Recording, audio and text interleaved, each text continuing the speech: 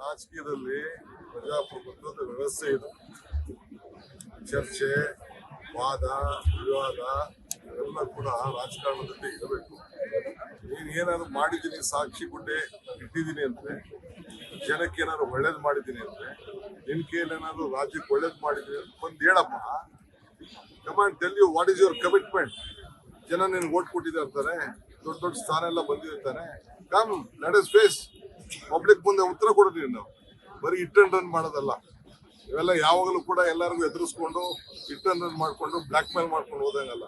Assembly ಅದೇನೋ ತೆಗಿತೀನಿ pen drive ತೆಗಿತೀನಿ ಅಂತಾರಲ್ಲ, ಇದೆಲ್ಲ ಅಲ್ಲ. ಪ್ಲೀಸ್ ಕಮ್, ಬನ್ನಿ. ಏನೇನು ಅವಮಾನ ಏನಾಗುದಿಲ್ಲ. ಬರ್ಲಿಲ್ವಾ ಸಾತ್ತೂರ್ಗೆ ನಾನು ಈ ಚೀಫ್ ಮಿನಿಸ್ಟರ್ ಆಗಿದ್ದಾಗ? ನೆನಪಿದ್ಯಾ?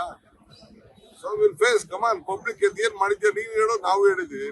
ನಂದೇನ್ ಉಳುಕಿದೆ ತೆಗಿ, ನಿಂದೇನಿದೆ ತೆಗಿಯೋಣ, ನಾನೇನ್ ಮಾಡಿದ್ದೀನಿ ತೆಗಿಯೋಣ, ನೀನೇನ್ ಮಾಡಿದ್ಯಾ ಮಾತಾಡೋಣ.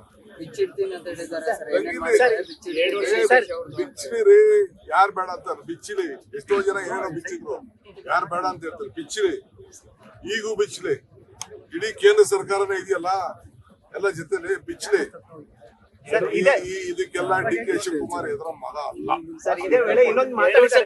2.5 ವರ್ಷದ ನಂತರ ಅವ್ರ ಸರ್ಕಾರ ಬರುತ್ತೆ ಕಾಯಿರಿ ಅಂತ. ನೋಡಪ್ಪ, ಎಲ್ಲ ಎಷ್ಟು ಸತಿ ಆಯ್ತು ಈ ಡೈಲಾಗ್. ಎಷ್ಟು ಕಳೀತೀವಿ ಲೀಡರ್ಶಿಪ್ ಅಲ್ಲಿ? 18 ಕಳೀತು. ನೆಕ್ಸ್ಟ್ ಲೀಡರ್ಶಿಪ್ ಅಲ್ಲಿ 8 9 ಹೇಳಿದ್ದಾರೆ.